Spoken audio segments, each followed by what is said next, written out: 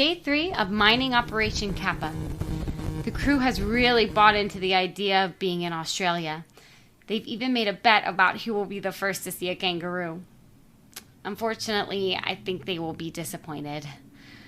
But what I've learned since that is that the crew works with each other regularly and that they always make a bet for good luck. If no one wins, they all pitch the money in for a round at the local bar. So it's a win-win for them. They keep telling me about this place they like. It's called The Chug. Apparently it has a buffalo head on the wall and free pool on Wednesday nights. Sounds kind of rough if you ask me. Anyways, nothing to report. We are 3.7 kilometers ahead of schedule. End of audio log 9. Yo. What is going on, you guys? This is Brandon. And this is Blake. And this is your favorite video game podcast, this Sticky Buttons podcast. And actually, we're not just a video game podcast. We're just a podcast, the Sticky Buttons podcast. Just the Sticky Buttons podcast. Yep. We do talk about video games primarily, but sometimes it's all about the sticky buttons. Yep. Do you have any sticky buttons on your controller right now? I can't say that I do. No. Yeah. I just replaced mine on my Nintendo Switch. I did a little mod. A little Switch mod. Have I talked about this on the pod yet? Not yet. You haven't. Oh, dude. Wow. Well, I'm making like a video right now to put up on our YouTube channel, and I basically like took all the plastic off of my Nintendo Switch and I replaced it with translucent plastic. So it was like a kind of like a mod kit. And it's so sick, dude. I love it, man. It looks awesome. I'm just holding it up to the camera right now. You can see like the whole back of it. You should post it's so cool. a little clip of the YouTube video on our Instagram. Well, you probably already planning to do that, but I was not, but I should. That would be really cool. Actually, the only thing that I have left to film for that YouTube, I have not taken any like sick photos, or I want to do some like sweeping shots of the Switch with like the plastic mod on it. And also, man, like I just like taking apart the controllers, like the Joy-Cons. It was really challenging, man. I'm really proud of myself. I like straight up, like it took me like 4 hours and just like learning how to do it. And like one day I never knew what was in the inside of these. And then I like watched a YouTube video and I was like, I can do that. And well, I was like, I'm going to do it because I already bought the kit, and I just like took it apart and I was like, oh my God, dude, what did I get myself into? What did I get myself into? Dude, that reminds me of doing that exact thing as a kid with a lot of things, a lot of my toys, and then just like giving up halfway. So I would end up with a lot of like scrap parts, and I'd try to put them together, but it never ended well for me. Yeah, I definitely had a focus issue from early on because, I couldn't focus to put it back together all the time. Yeah, man, that's the hardest part, is putting it back together. There's definitely a couple toys that I scrapped as well, man. Just like taking it apart and then being like, oh my God, I don't remember this. Like, yeah. I thought it was so simple as I was taking it out, but when you put it back together, oh man, all I got to say is it just feels so intimidating. But then like once you do it once, you could do it pretty quick. So the second Joy-Con that I did, it didn't take me as long. Also, the Joy-Con that I took apart first was the right Joy-Con, which has like a motion. I think they both have motion sensors in it. I don't really know how it works, but there's definitely an entirely separate ribbon cable in the right Joy-Con. Maybe that's because of the home button, but then the other one has the screenshot button. I don't know. They both have a couple layers, and then like I don't know. We don't got to get into this right now, but basically I got some fresh new buttons that have some gorgeous colors fitted into some translucent yellow plastic. And it's just so sick, man. Just looking at it, it just feels like awesome. I feel so proud of it, It does look really cool. And I'm also really proud of you for, taking on that endeavor. Hey, thanks, man. And now I'm thinking I kind of want to try it too on my Switch. My Switch could definitely use a makeover. Yeah, because especially, I don't know, like now that I've done it, I know that we talked about previously, I had some Joy-Con drift and I sent these into Nintendo. I totally could have done that myself. Like I could have replaced that myself. Also, I don't know, something that me and Brandon have talked about off the show. I had some major battery issues with one of my Joy-Cons, and I no longer do. So the people at Nintendo didn't put it back together right. They didn't connect my battery all the way right. because it wasn't holding a charge, but it is now. So I fixed it myself.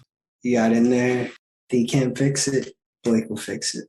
Yeah, I don't know about that, but You guys heard it here. If you guys need to fix your Joy-Cons, Sticky Buttons Pod, you just gotta sign up for our Patreon, and we gotcha.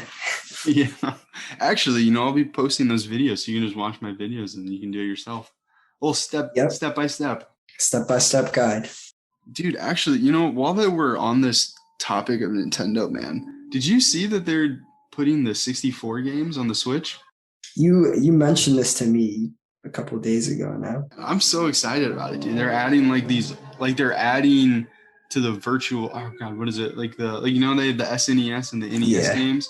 They're now putting like some Sega games and also some 64 games. 64 That's gonna be exciting. Yeah, it's pretty cool, man. I'm really excited because they're gonna put Ocarina of Time on there, and that's a title that I've never played. That's a vintage one. And it's gonna be like a straight port. And I'm really interested, man, because I just bought Ocarina of Time and Majora's Mask actually for my 3DS, and I haven't touched them. So I don't know which one I should play first now, because I've heard that like one of them's like a better port, or I'm sorry, because I think the one for the DS they like totally remade it, and the one that's coming to the Switch is like just a port. Just a port. Yeah, you probably want to play the port because it's just more like authentic. No, though, because it looks a lot better on the 3DS. I don't know. We'll see. We'll talk about it more. We'll probably bring more because I think they're gonna have a separate Nintendo Direct about this kind of stuff. So. And I mean, for them to launch a game for what, $39.99, it had to, it has to be worth it. Is that what they're putting it out there for? Well, I mean, that's what the 3DS games retail for now, like $39.99. Oh yeah, yeah. Like I was gonna say, I was like, I'm pretty sure that they haven't announced it. No, yeah. I think I paid like $27 for it. So okay, because I think I bought it used at a used game store. So yeah, I'm not sure, but I guess we'll be talking about that later. I don't know. I kind of sprung that on Brandon. We had this whole plan of what we were going to talk about today. I don't know. I was just excited for it, man. I love to hear about new things. Yeah, man. But cool. Back on track. What's our topic this week, Blake? It's a game. It's a game you've probably heard of. It's a game you've probably played. And it's celebrating a 10-year anniversary this year. A decade. Wow. It's actually like, when I heard this, I was like, what? Like, it's been a decade since this came out? And I definitely felt dated a little bit. TBH, man, I felt dated. But it was, I don't know. So the game we're talking about today is Temple Run, the mobile classic, one could say. But yeah, do you want to tell us what Temple Run is if you don't already know? So Temple Run, is that a side scroller? No, it's not a side scroller because you're running straight. You're running like into the screen. So yeah, I guess it would be like a third person. I guess it would be would it be a third person platformer? But instead of like pressing a button to jump, you just swipe right or left or up or down. Yeah, I guess you could say that. I guess in a way, I guess it could be that. But if you haven't played Temple Run before, essentially you are this adventurer who is running away from, is it from a ball that's trying to roll you over? Oh, that would have been really cool if that's what it was, because that's what in like Indiana Jones, that's like the iconic scene. He's like running out of a temple and like the ball's coming down. What is it that you're running away from in Temple It's like Run? these like weird monkey things with like the white faces. Do you remember those? Okay. Those things are so creepy. Yeah, so you're running away from these like creepy monkeys. They really are creepy, man. They've got some whack faces. And when you make a mistake, They either fall off the map or they're gonna get you. Oh, actually, there are like some, what are they called? Like roots on the ground, and if you hit a root, you like stumble, and you can see them. They get like right on top of you. They get closer. Yeah. Yeah. Actually, dude, I mean, I don't know if we mentioned this, but we're in spooky season, man. It's October. Spooky. It's I guess it is kind of a spooky game now that I think about it. It's pretty dark and draft, I would say. It's the vibe. And I mean, I love how it gets faster as you progress because it really like ups the ante and makes it that much more impressive the higher up you go. And you like collect these little coins, and then so basically like if you've never played it, you pretty much die. I mean, you die within like a minute or two. Like it's really hard to keep it up because it just, like Brandon said, it just keeps getting faster and faster. And you get these coins, and then eventually you can upgrade your character to where the coins become like different colors once you get to a certain distance, and you can upgrade the upgrades that you can find over the map. Like there's invincibility, there's like a magnet, and the coins get drawn to you. And it's a cool game. Like straight up, obviously, like, I mean, it's been 10 years, but, and I guess maybe we can tell the story of like our first experiences with it, but I've definitely downloaded it here and there a couple times over the decades just to like check it out for a week or two, or like play it and then be like, dang, like I can't, I gotta delete this. I'm either playing it too much or haven't played this in a month. So it really is like both of them. But the thing that kind of like brought this up is Aaron and my girlfriend and I, when we're on the train, we always do like temple run competitions. Like if we're on like a long metro ride. That's awesome. But do you want to tell us about your first experiences with this game? So, or like when you first played it? I was on the Ipod that I had gotten for Christmas, and I was just Ipod Touch. Yep, I was exploring the that's App where Store. I played it, man. Exploring the App Store, just getting to know all different types of games. What was your favorite Ipod Touch game? Probably like Bloons Tower Defense. Good one. It's probably unsurprising, but mine was the Call of Duty Zombies. The Call of Duty Zombies. I re-downloaded that recently and tried to play it on my Backbone, but it's such an old app. They don't have a controller support for it. Damn. But yeah, it's definitely, I was like, I'm not going to play this with touch controls, but I would definitely do that on lunches. I would play that COD Zombies on my iPod. But yeah, man, Temple Run, dude. I think my first experience was just like checking it out. And I actually distinctly remember, so we had like in my high school, we had like breaks. I don't really remember what they were called, but you would like, basically you'd get like a 15-minute break in between periods, like once a day. And we would go out into like the hallway and just sit on the benches. And like, there would always be like a ton of guys just like playing Temple Run. And like that lasted for like a whole week. Probably honestly longer, but like everybody, like when it came out, everybody was just playing Temple Run. Like, what's your high score? And oh man, we would always try to like outmatch each other, you know? Yeah. I don't think I was ever a champion at Temple Run. Yeah, they got pretty decent. You're probably better at Flappy Bird. Actually, dude, I really sucked at Flappy Bird. I didn't really like it very much. I was all right at Flappy Bird. I think, honestly, dude, I'll be straight up. I think my record was like 11. Is that good or bad? That's horrible. Oh, shit. I thought it was pretty good. For me, I'm not the biggest Flappy Bird guy. I'll just say. You're not a Flappy Birder. Not a Flappy Birder, man. Not a flat earther either. That sounds like something Jules would say. Shout out to Jules. Oh, man. Oh, that's goofy. That guy's a character.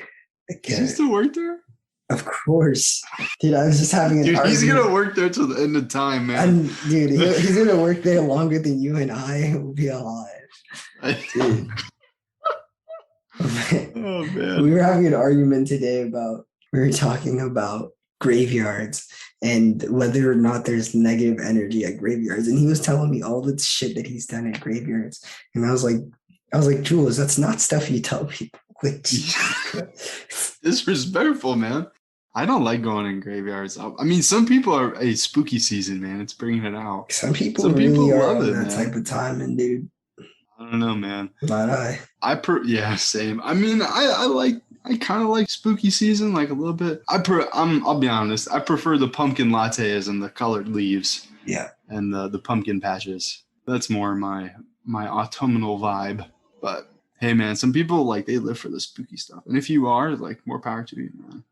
Yeah. Dude, maybe we should do like a spooky games episode. Ooh, I was pondering on that a couple of days ago, but what would you bring to the table? Probably Skyrim. I think Skyrim's a pretty spooky game. It has vampires, werewolves. It has elves, like all types of creatures, dragons. I think it's pretty fucking spooky, dude. Caves, really scary arachnids. Bro, you're making me want to jump into this right now. Just so many different, like, crazy things that can fucking happen in Skyrim. It's nuts. I love that engine. I'm going to have to jump into that after we're done here. And dude, when you turn on the mods and you like can make the world Can you turn on the mods in like on PlayStation? Yeah, they integrated it. Yeah. So I didn't know you could do that. And that just brings the game to a whole nother level. But I definitely recommend to run through the game like legitimately first. Just try your best to like, play legitimately and then venture off into mods. Yeah. Do you do the fishing mod? No. I try not to play with mods like that. Only like occasionally whenever I'm like just curious about a mod that I'll see on YouTube. Dude, funny that you bring that up, man. There's this game. It's kind of in the zeitgeist right now, and I really want to check it out. It's a game that used to be a Skyrim mod. Have you heard of this game? You would know if you based on what I just said. If you knew about it, you would know. A game that what is it called? It's called The Forgotten City. Have you heard of it? Oh man, so I really want to check this out. So I guess it used to be a Skyrim mod, and then it was like developed by like 3 or 4 people, and I guess they were like, hey, this is like really good. Like maybe this is almost could be potentially better than what's in the Skyrim game. And they were like, I don't know if they cut it as a mod, but basically they were like, we're going to turn this into our own game. And I think, I don't know how ever 10 years later, they just released it this year, and it's like out right now. And people are like, I've heard that it's on PlayStation. Mm-hmm. Here, let me see how much it is. Because I don't think it's very much, because I think it's literally developed by like 4 people. Dude, I'm gonna buy that. It's like a time loop kind of. So I've heard about this a little bit. Actually, yeah, it was received critically. It was received very well. Not that matters too much, but I think that basically the premise is, yeah, it's only $40. Sheesh. So you could get this on PS5, a PS5 version for $40. And I think basically instead of it being in Skyrim, I think now it's in like the Roman Empire. And I haven't really played it, so I can't speak for it, but it's like the idea of it really intrigues me, because I guess basically you're in a city, and if you sin, everybody in the city dies. And that's the premise. And like you're caught in a time loop. And you basically have to figure out how to break the loop. But that's all I know about it. And then all I know is that if you sin, but I don't know how the sin is defined. Like I don't know if that's in the game. I have no idea. But I just think that's like a crazy cool concept. Yeah, that sounds really awesome, dude. I might just buy that instead of No Man's Sky. What do you think I should buy tomorrow? Should I buy No Man's Sky or that game? No Man's Sky. Okay. All right. I think I haven't played The Forgotten City, but maybe I'll feel differently. I'm still really excited to check out No Man's Sky, because you said it's really similar to Minecraft. Yeah, man. I'll be honest. I've wanted to play this game so much, and I'm like, actually, we can talk about this right now. I have been like maddeningly trying to figure out how to stream off of my PlayStation 5 so that I can start like streaming this from the beginning of the game, because I want my like experience to be like recorded, and I like want you guys to be able to like see it and listen to it. And also like it can be an intimidating game to start out with. They just throw you into it. So I really want to have that out there, like, hey, it's not that hard if you do this and this like right off the bat. And I really want to put that out there, but I for the life of me am having so many problems figuring out how to stream off of my thing. So I might just have to do like a straight up recording and put it on our YouTube, which I mean is where I wanted it to live anyways. But it's been so challenging. Like I really thought this was going to be like such a streamlined process, and it really unfortunately hasn't been. But it is what it is, man. We're going to figure that out. And unfortunately, we don't have that done, and like we were really wanting to do that already, but we'll figure it out. We will get there. We will figure it out. We might have to just find a way to record our gameplay and then post it after. Yeah. Use Twitch. I mean, we'll figure something out. Yeah, definitely. I've been having problems with Twitch too, man. I don't know, man. I feel stumped. I just feel stumped. I don't know. I feel like I'm a pretty good tech guy too. And I'm not like the best, decent. The way you said that was just so funny. You were just like, I feel like I'm a pretty good tech guy too. Hey man, that's just where I'm at. This is where I'm at with that. I think it's one of those things you just have to put down for today and just pick it up some other Oh yeah, I've put it down and picked it up 3 or 4 times. So well, we'll see. We'll see what happens, man. But yeah, I think we're honestly, dude, we've kind of been beating around the bush here a little bit. I mean, at least I have. I mean, we've been talking about all kinds of these topics. There's really something. There's a main event here that There is a main event that we've kind of been alluding to, and I gotta get into it, man. let's cut the cheese. Let's get right to it. Cut the cheese. We're gonna talk about Hyperlight Drifter today. Obviously, Temple Run was kind of our topic, but I beat Temple. You can't beat Temple Run. Yeah. I beat Hyperlight Drifter, and oh my god, Brandon, dude, I'm just gonna say it. I think it's a masterpiece. That's high praise. Yeah, man, it is. And I'll be honest, dude, like, straight up, like playing this game, playing Hyperlight Drifter, like in its entirety, like really felt like a religious experience for me. You felt this. You felt the spirit playing that game.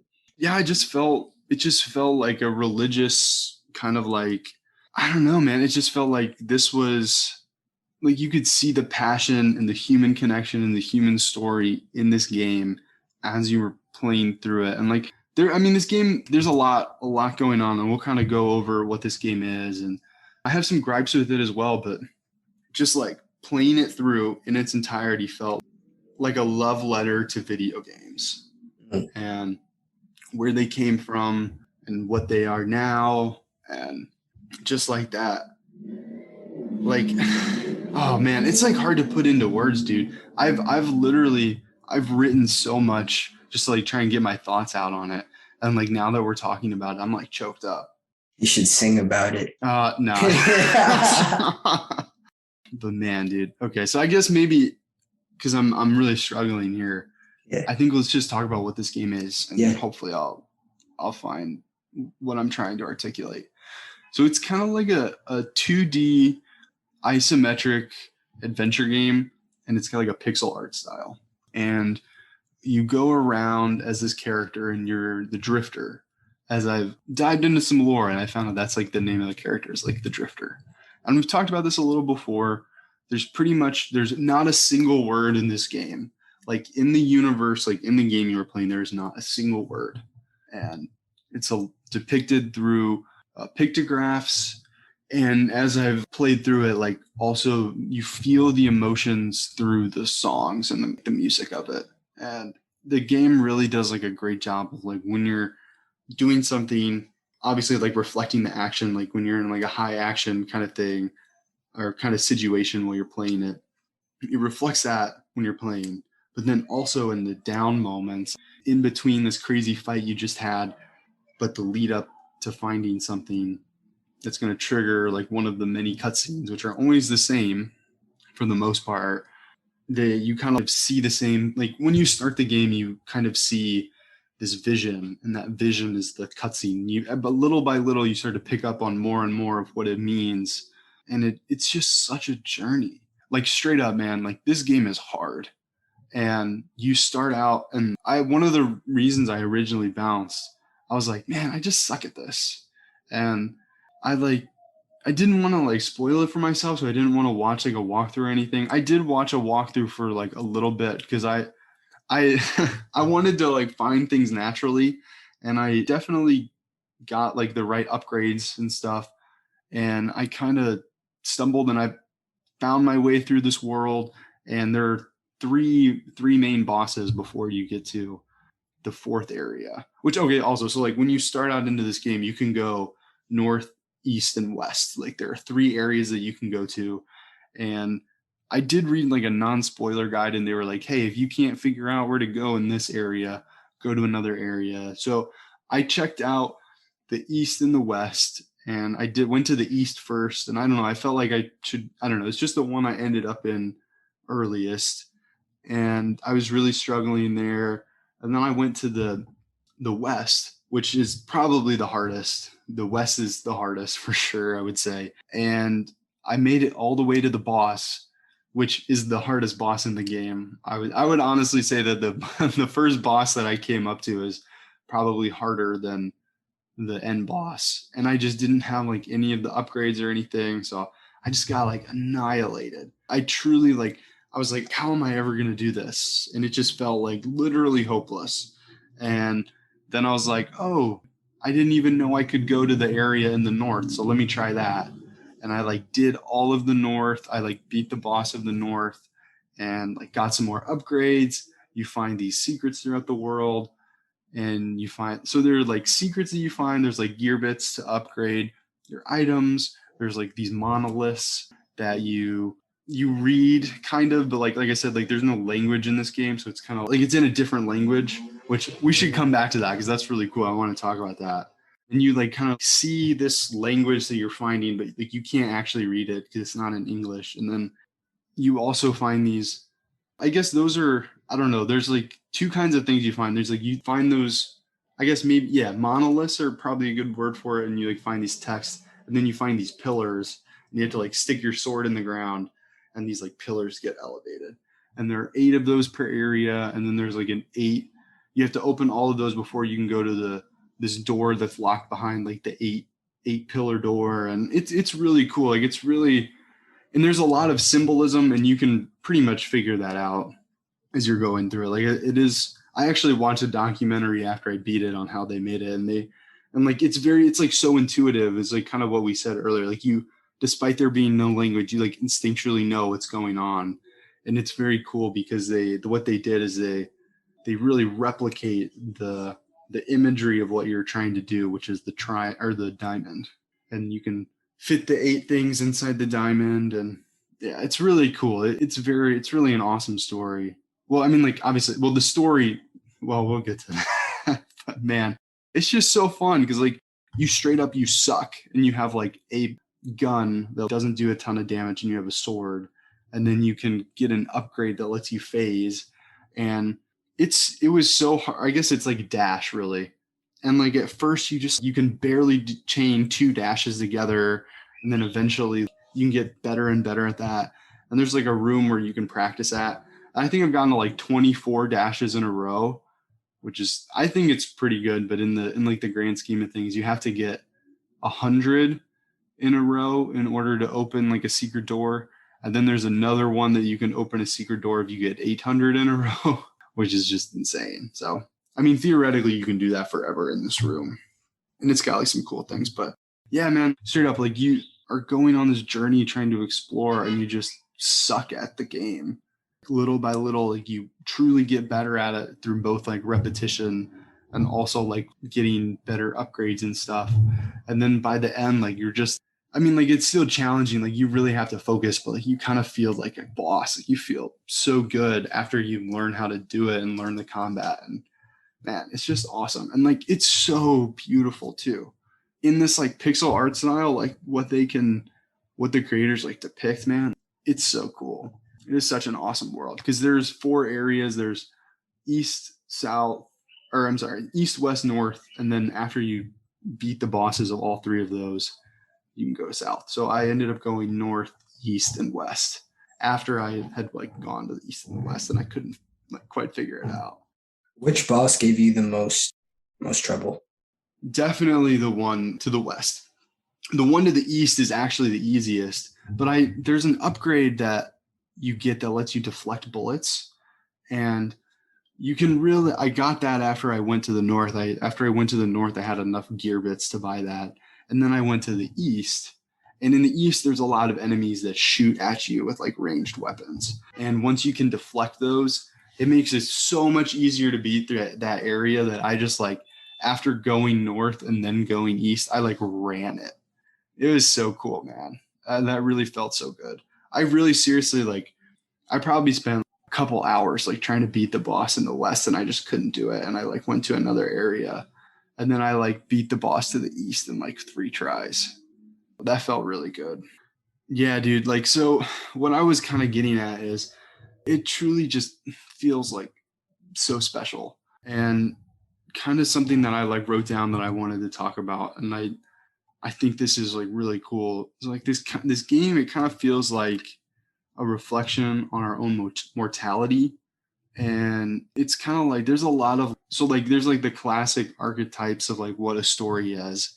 And there's like man versus God, man versus self and man versus environment.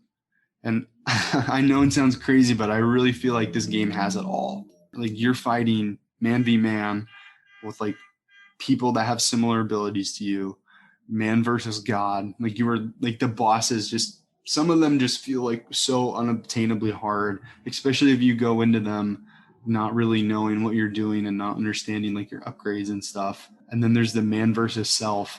One thing that we haven't touched on is like it's very clear that you are sick, that you are affected by an affliction. And that is kind of reflection on the creator, Alex Preston, having congenital heart failure, and he's like literally dying. And that is so cool to have that like personal connection in it. And man, it's crazy. Just that part of it, when you're playing through it, you just really feel it. And like I was saying, like the music just like really hits on your emotions. And I think that there are like studies out there and they say that music can make you feel emotions better than any words can. Have you heard that? I haven't heard that, but I can definitely like guess that from like my experiences with music. Like music is very powerful, and I love the fact that like a composer can join the team of game designers and really play a huge role in the execution of a game. It really like there are so many working parts to this and they all just like mesh so together, and you can truly like see like the love and the passion for video games in this. But yeah, like what I was saying, it really feels like man versus man, like man versus God, like man versus self. You're fighting yourself this whole time because you're sick. And then like the environment too, like it's trying to kill you. Like there are environmental things that'll happen. Like there are tiles that'll just fall out from under you, or there's some like challenges. Like the things that gave me the most trouble in this game were the dash challenges, which is where you have to use your multi-dash to go over different environmental things that will kill you if you get hit by them. And some of them I could kind of cheese a little bit, because if I like had the right amount of health packs, if I got like hit on something, I could just heal up and then keep going. But there's one dash challenge at the end where the environmental challenges, the floor falls out from under you. And I just like sat there, like there's so many times in this game like where I've just been like so frustrated and I just couldn't do it. And I had to like take a step back and be like, okay, I know that if I'm going to beat this challenge, I have to get better at this multi-dash. And I went to this room where you can pretty much do unlimited multi-dashes.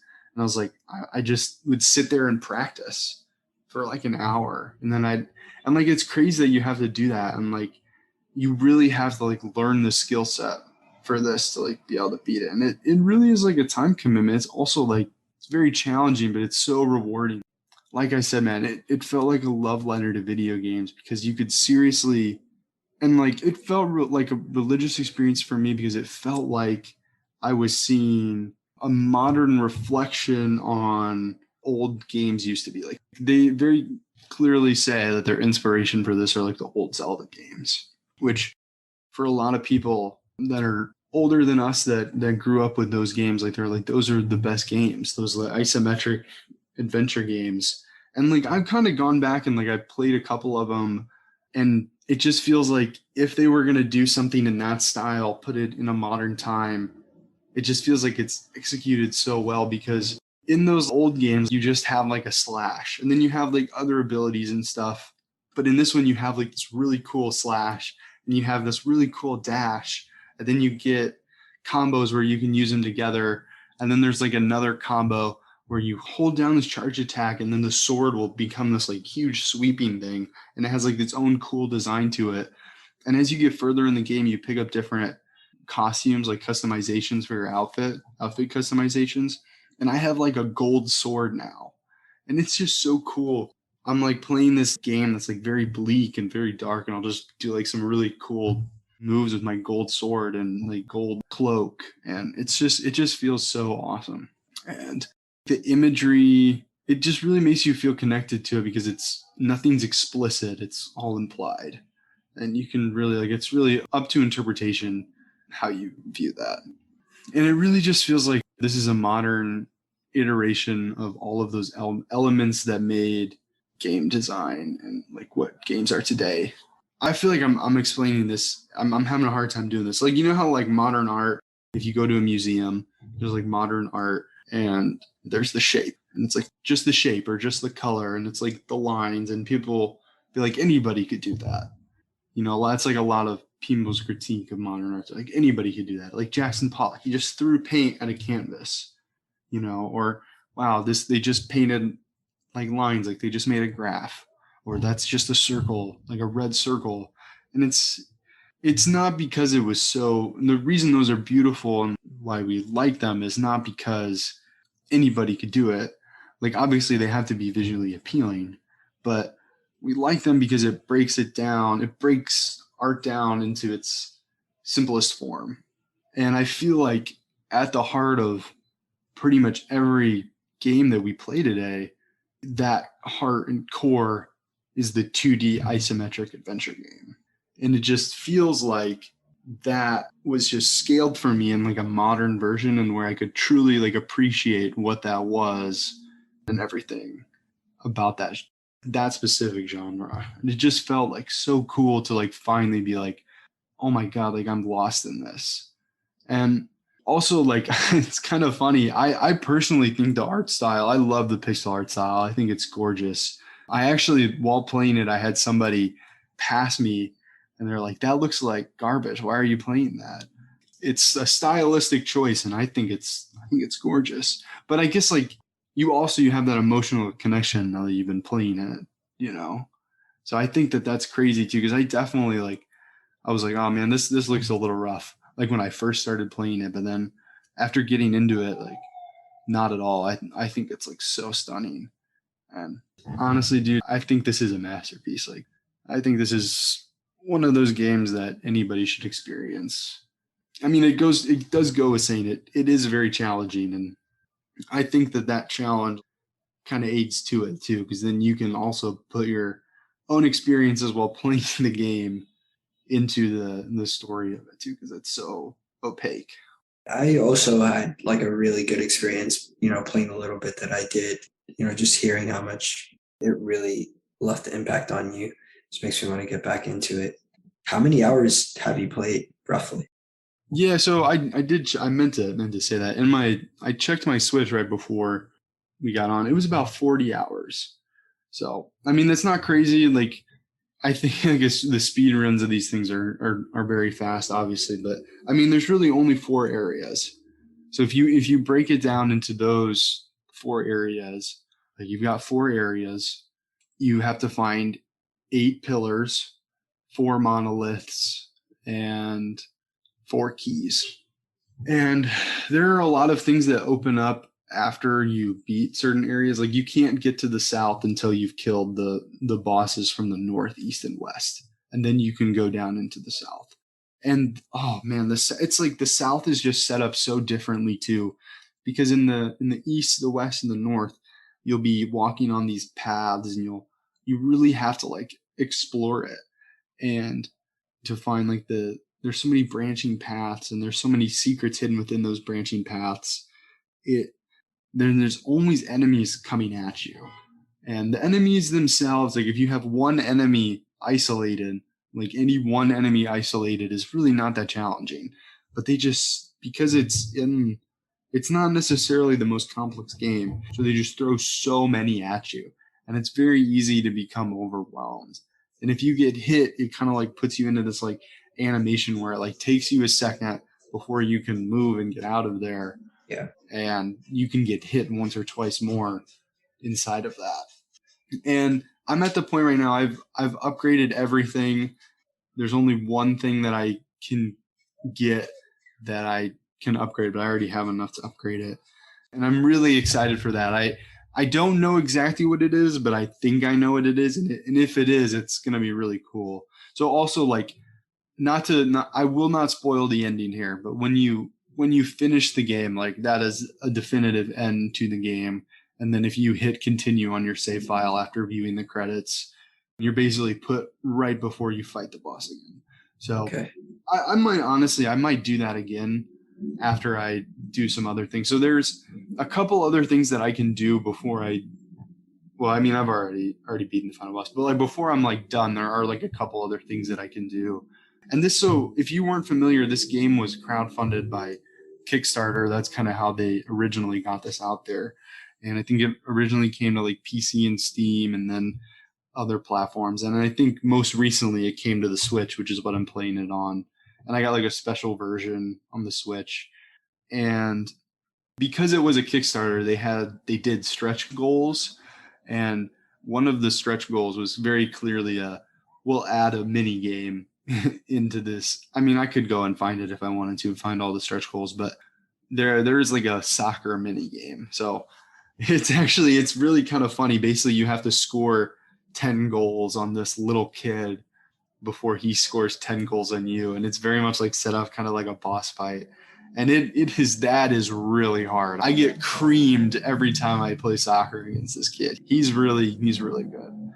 It's really cool. So I think you have to be maybe, I don't know if you might have to beat all 4 areas. Actually, I apologize. There are 4 bosses. I don't know if I mentioned this. There is a boss in the south that you have to beat as well.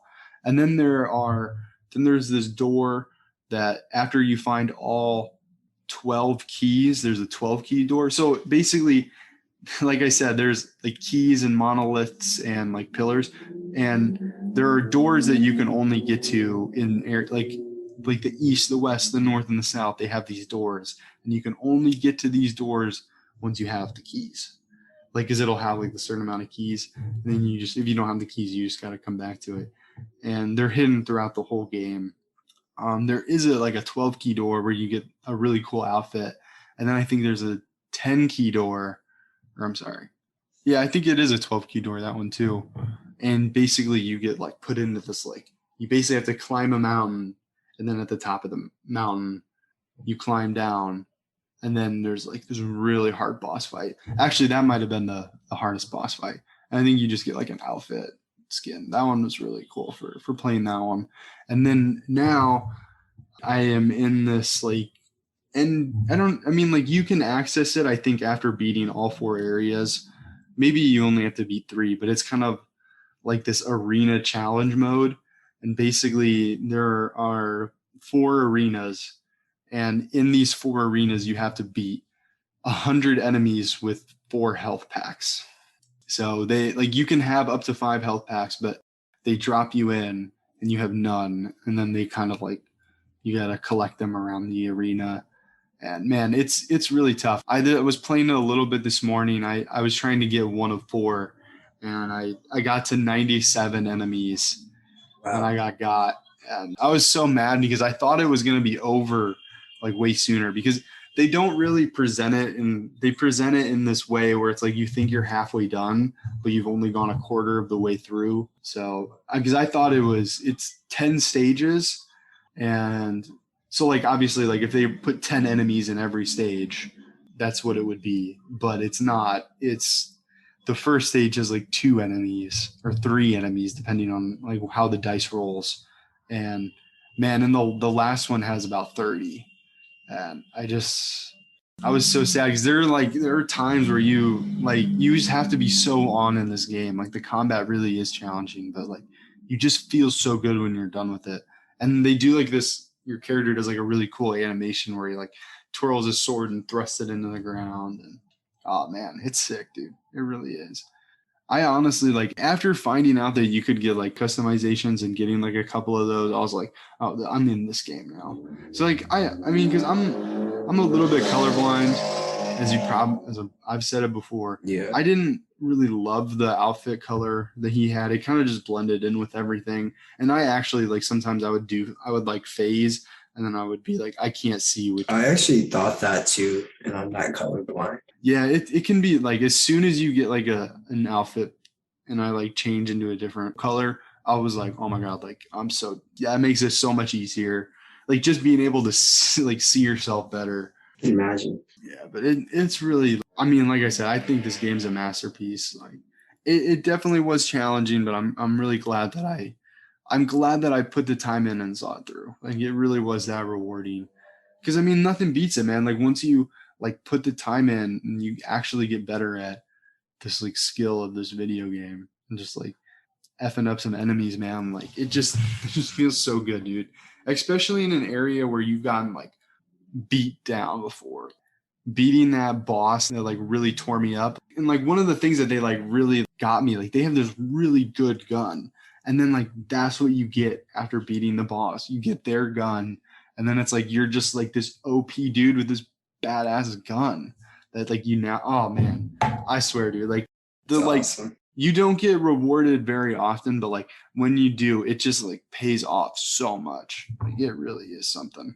And Yeah, that sounds useful. yeah, I don't want to say too much, man, because I think I know what I'm gonna get once I get through those challenges. But if it comes true, I'll let you know.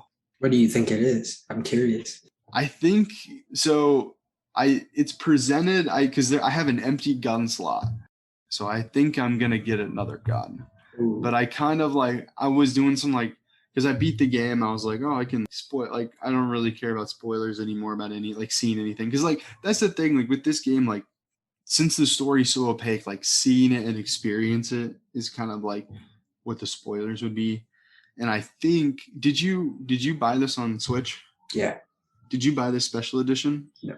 Okay. Well, you wouldn't be able to get this then. So I guess it doesn't matter to you. I think I'm gonna get the ability to throw my sword. What? I don't know for sure though. Because I kind of saw like a logo or like and it kind of looked like it was my sword, and I was like, oh my god, if you could throw your sword, that would be sick. Yeah. That would be sick. So I mean, like seriously, like you get these like crazy cool upgrades, like where you start out to where you are at the end of the game. It is very challenging to get one or two upgrades, and you have to get the dash first. It doesn't tell you that. You got to be able to chain dash, and like you got to get that one first. I did not the upgrade that I would say to get second. I didn't get second, and after I got it, I was like, how much is that really going to matter? And it just like totally changed the game. I now think that's one of the key mechanics. It's the ability to do a charge attack, and I'll be honest, playing through like Breath of the Wild, like you also get that ability to where you can like, swing your sword around and then do like a charge attack. I just think it looks goofy. I don't think it ever pays off. I don't really like it that much, so that's why I didn't buy it in this game. But man, that get your chain dash and then get the ability to do a charge attack, because those two things I would say are probably the two most. Yeah, I can imagine that probably takes out a lot of enemies at once. And it also like the charge attack, it also fills up your gun ammo if you're completely out.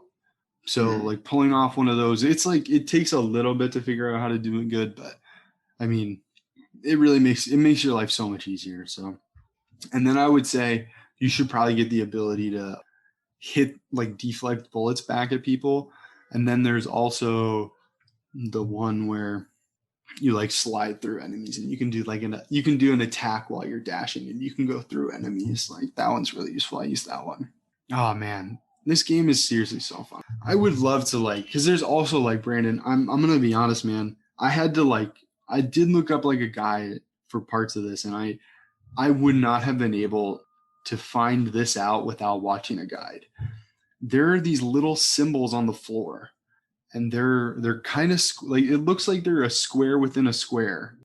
Those symbols tell you that there's a secret around, and it's like how the heck would you ever know that was there? But they're like little squares on the ground, and they've got like a little square inside of them, and they're usually like right up next to a wall. And if you can do that, you can usually walk through the wall. Or if they're on something, like you can hit something and it'll reveal a platform. Shit. So like when you the button that you pick up health packs with, I think it's like you hold X. Yeah, I think you hold X. If you like walk up to one of those symbols like over a cliff and like use it, it'll highlight these platforms that you would never know would be there. And it's just so cool to like be able to like phase over to those, and then you're like on a platform and then do like a little platform thing and then find like a secret. Like that is so cool. Yeah, man. Hyperlight Drifter. Definitely gotta get your hands on that title, guys. I guess like just ending thoughts on that, like I would just say like thanks to everybody that was involved. Like that really truly like that felt like a religious experience for me. So it was really special to play through that one. Those people are Heart Machine Studios. Yeah. They really know how to do it. Man. Thanks to everyone that was involved. It's honestly awesome experience. Do you have anything you want to say? Any games you want to talk about? Definitely want to talk a little bit about 2K because that's all I've been playing recently. Just been studying for my exam, which on a positive note, I got 104 on. Oh man, that's awesome. Congrats on that, dude. But I've just been playing my career games, trying to get my badges, get my attributes up, going to the park, playing Old Gym, which is like a 3v3 with random people. And I don't know, it's really fun to just get on the mic and just get on the court with two random people and try to catch a W.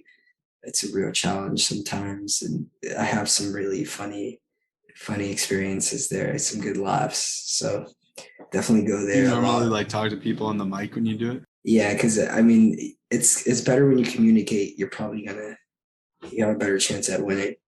And then like the other team obviously is communicating and they're trying to win. So it's like, just competing. It's fun. That's awesome, man. I'm glad you're having a good time with it. Because I think you said the last one really didn't hit that well. Yeah, we just wasn't doing it for me personally. And now like all of my friends are playing this one on the pro-am. So we can play like 5-on-5s, which we couldn't do last time, and now we can have more people playing together at once. Do you like all kind of like get your own character? Yeah, we use our own My Career players, and we get on there and we've all kind of picked different positions. So it's like a nice starting lineup. Although we're not too good yet, though our chemistry's a bit off. We haven't caught a W yet, but hey, you'll get there, man. We're working towards it. That's awesome, man, dude. I'm glad you're having a good time with it. Yeah. How's your career going? You want to tell me about your character? Yeah, my character, he's just really flashy. He's always picking like the most rambunctious answer choice. And his handle on Twitter is Sexy Boy. It's Sexy Boy, but it's spelled SEXCBOI. That's how it's spelled. And so I'll have like Shaq tweet at me and it'll be like, hey, at Sexy Boy, saw you block at Giannis Antetokounmpo last game. Nice block. And it's just hilarious to like mess around with the league like that. Oh man, I didn't know that there was like that aspect to it. You could change your Twitter handle, which is like something really random, and I wonder how Twitter found their way into 2K, but they did. That's so funny, man. So what kind of shoe deals do you have in this one? I haven't gotten a shoe deal yet because I just have not been playing enough My Career. Hey, I averaged 26 points a game, 2 blocks, 3 assists. Yeah, I might be rookie of the year at this rate, Blake. So hope so, man. Yeah. What team are you on? I just got traded to the Knicks. I'm in my hometown, playing for my hometown team. So we're gonna win a chip in my rookie year. Fingers crossed. Yeah, that'd be awesome, man. So you pretty much stay with the same person, like after this season, you'll go into like a second season. Yeah. I'm just gonna get this My Career player to 99, get all the badges, and then start working on my point guard because this is a small forward. Okay. How many seasons do you have to do to get to 99 normally? You honestly, you don't have to play My Career game. You can just play in the park and just get to 99 that way. Yeah. It's just you just have to play enough and like do well so that you get more experience. It's like Call of Duty in a way. Like you get more points, you get more blocks, more rebounds, better teammate grade, you get more attribute points and whatnot. So is it kind of like one of those things where it's like the game doesn't really begin until you get to 99, or is 99 kind of like the end of it? No, it's neither. It's just like it's just kind of like arbitrary. I mean, yes and no. Like 99, it gives you a lot of advantages. Like you get a +5 attribute boost on everything, and I think you just get to flex more. You get to like wear like a crown on the court, and like you get to bump people off. If someone's on the park and you're like, actually, I want to get next, you can bump someone off because you're level 99. Oh wow. And there's just like certain privileges. And you can zip line straight into the courts. from your penthouse apartment. And that's cool. There's like a bunch of stuff, and I'm just listing off like things that I know, but there's definitely more. That sounds so cool, man. That's awesome. They give you like all those kind of like all those things. Yeah, I mean the park gets a lot of money, man. There's like competitions every year where they give out like $1 million to the winner of like I think it's like 5-on-5 teams or 3-on-3 teams. That's crazy, dude. A lot of people play the park because it's just, like I said, it's fun. It's just a fun place to like get on. You know, for a lot of people, it really is like they don't want to go out there and actually play that basketball. So they just want to go to the park virtually. That's what I've realized.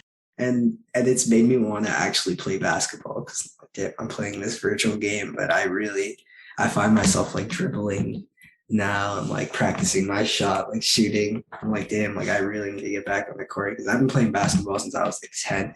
So it's just something that's ingrained in me.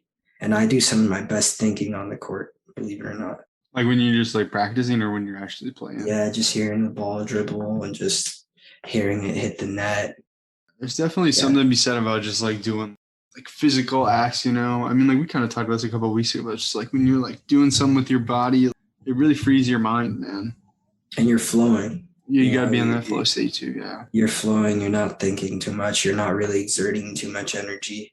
And yeah, do some of your best thinking in that state. I think I might have actually gotten the idea for to do the podcast while I was in that workout flow state. Yeah. I mean, seriously, like I love being in that mindset, man. Like I recently, when I got back to New York, I joined a gym because I was like, I'm going to go crazy if I can't move my body. So yeah, that's been really nice to just have like a place I can go to and de-stress and just get into that like flow state, move your body, you know. I'm glad you got your bike now too. So yeah, I just got my bike too. I haven't busted it out, dude. I'm gonna be honest with you, man. Can I tell you this? It's kind of been eating at me a little bit, and I don't know, man. I just feel like I got to get it out there. I got to get this juju out there, man. So my girlfriend is like convinced that I'm gonna die biking in New York, and she's like, have we talked about this? Wait. We did briefly, yeah. I don't think the pods that yeah, maybe not, but oh man, actually I was gonna tell this story. Now I'm wondering if maybe I shouldn't. I started. We're gonna go here, man. Oh, I'm going for it, guy. He really loves you. We had so me and my girlfriend, like we have a friend, and there's a couple people from our college that we know that like moved out to New York post-graduation. Not really necessarily like, not that they're not my friends, but they're more like Aaron's friends first, you know, because they're musical theater people. And one of the ones that we're close with, she like saw somebody like get hit by a car on a bike, like her like third day in New York, and their head hit the sidewalk. And that person died, and their brains went everywhere. They opened, like their pumpkin opened. Yeah, and she said that like part of the brain almost got on her shoe, and that really messed her up, obviously. Yeah, that could mess someone who's never ever seen that type of stuff. I've never seen that type of stuff. That'd probably mess me up, man. But yeah, like if you've never seen it in person for real. Yeah. So she's convinced I'm gonna die biking, but I've actually, man, I've seen somebody get laid out on a bike before and they died, but I did not know in the moment that they died biking. Like biking on the road, it can be dangerous, but I don't know, man, for whatever reason, like that story got like brought up, and now I'm just like, yeah, man, like now I just feel like I don't want to, like I'm scared to do it now, and I feel you can't go into something like that with some nervousness. So no, you really can't. Like if you like manifest that, like I don't know, like if you're gonna go out surfing, like you don't think I'm gonna get eaten by a shark today, or you won't get eaten by a shark. Yeah, exactly. You're touching on something. There's a really good point. Like I don't know, I feel like we're frequency. We vibe on frequency, and like if you're going into something thinking those thoughts, you're attracting a certain frequency. You're allowing your brain to tune into a certain like sound. And it's just bringing you closer to like a certain reality. Yeah. And like, here's the thing, man, I'll be honest. I think I'm going to be fine because I can't tell you how many people I see biking in New York. And like if I throw on some athletic gear, like I have some like biking shorts that have the funky designs that stick out. They've got the butt pad. You know what it is, dude? This is why I didn't want to talk about it here, but Aaron just doesn't want you going out. Just, being out in the city, biking, It's like Naomi. She's like, yeah, I don't want you looking good at work. She's like, I don't care if you look crazy at work.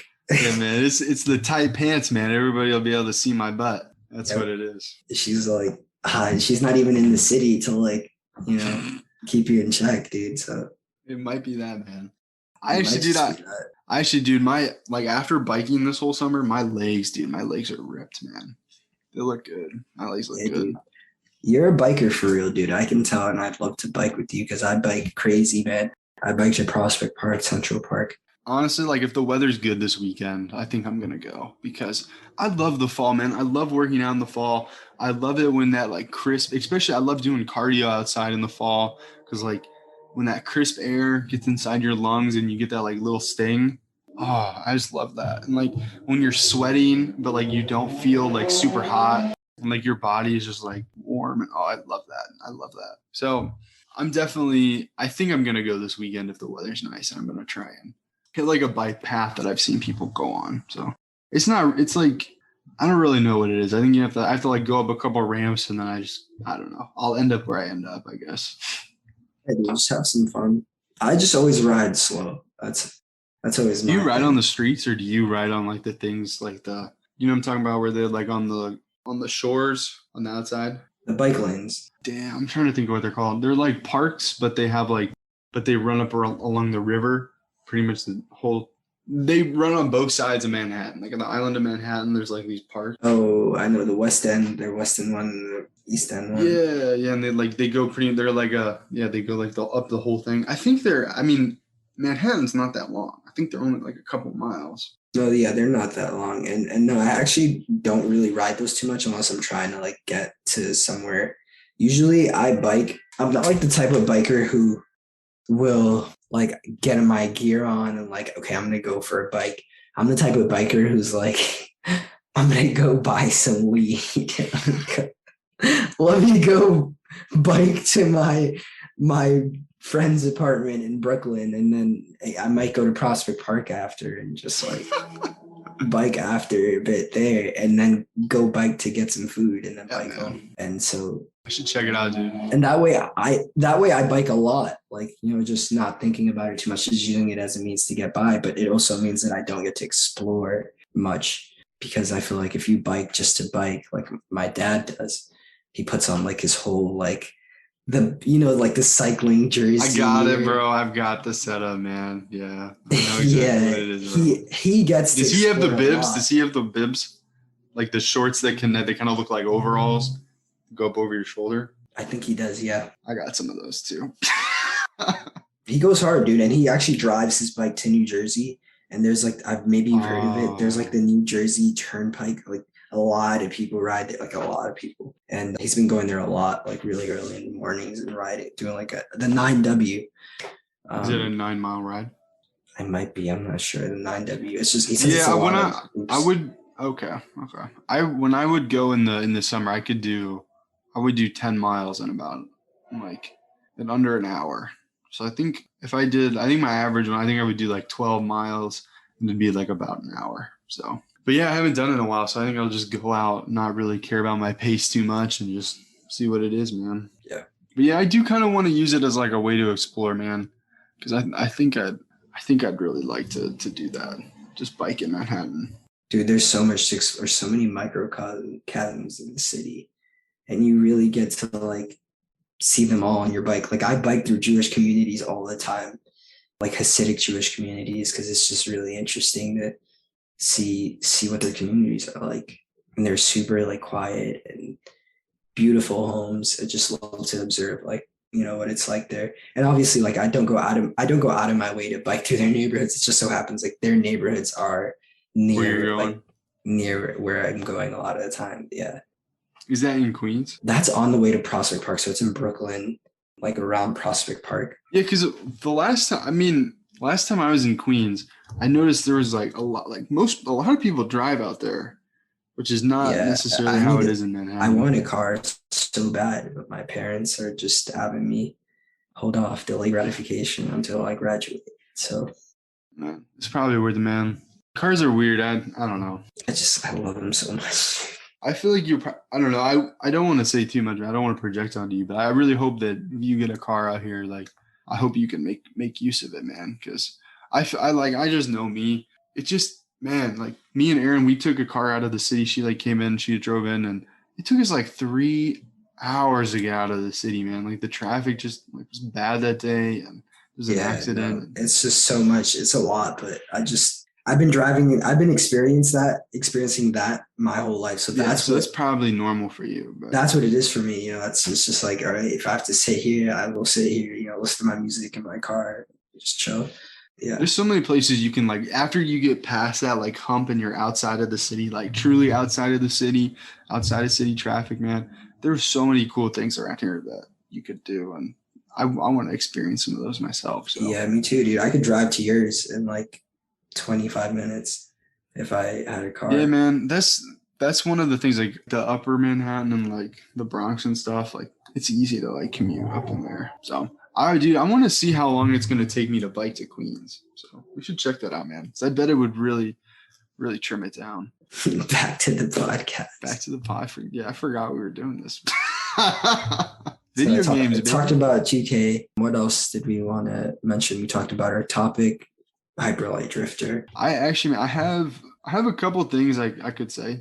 Yeah, let's pretty much. I'll just keep it real quick and then we can end it up. Dude, I learned something about the fidelity of. Gosh, this is so weird. So like, you know how like people are like super up in arms about the Pokemon Legends Arceus gameplay if it's been released on YouTube. Yeah. And people are like, oh my god, it looks terrible. Like, I honestly, like, first off, like that's some BS. These games, like, they look great. Like, I'm sorry, like, it's just not 4K. The Switch, you can hold in your hand. It's just not going to be the same as a PS5 game. Right. And like, you shouldn't just accept that for what it is, man. And like, just don't get pissed about that. But also, just to piggyback on that, like that's kind of like a sketch and still very early. It's like, yeah, it's not even done. It's not coming out for like 4 months now at this point. There's so much potential there. It drives me crazy, man. Like the graphic fidelity of something, like you should not buy a game based on the graphic fidelity. I just had one of the best experiences I've ever had in games.